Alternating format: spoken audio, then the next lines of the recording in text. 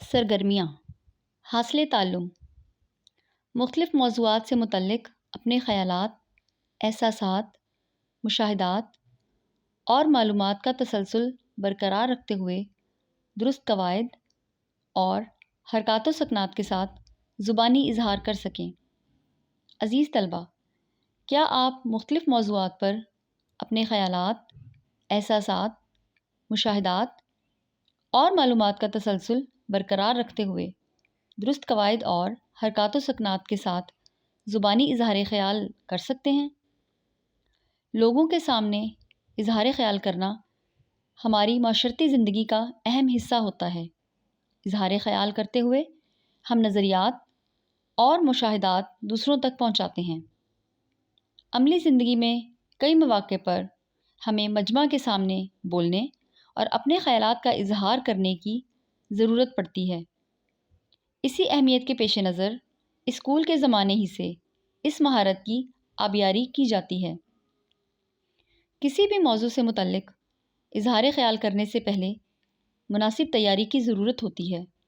اس کے لیے درج ذیل باتوں کا خیال رکھنا ضروری ہے۔ الف، موضوع سے متعلق معلومات اکٹھی کر لی جائیں۔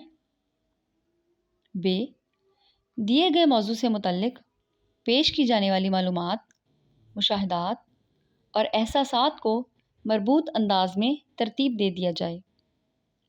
ج، زبانی اظہار خیال کرنے سے پہلے ترتیب دیے گئے نکات کو دہرا لیا جائے۔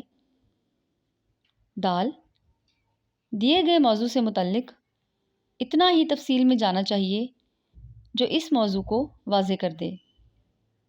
ہ، دیے گئے موضوع سے متعلق اظہار خیال کرتے وقت قواعد کی غلطیوں سے اجتناب بے حد ضروری ہے۔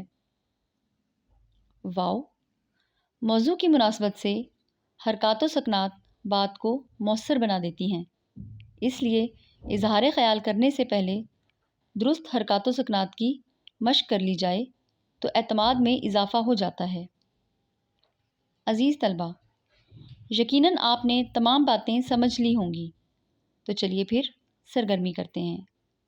سوال نمبر 8، حضور اکرم خاتم النبیین سیدنا محمد رسول اللہ صلی اللہ علیہ وآلہ وسلم کے حسن اخلاق کے موضوع پر اپنے خیالات، احساسات، مشاہدات اور معلومات کا تسلسل برقرار رکھتے ہوئے درست قواعد اور حرکات و سکنات کے ساتھ اظہار کریں۔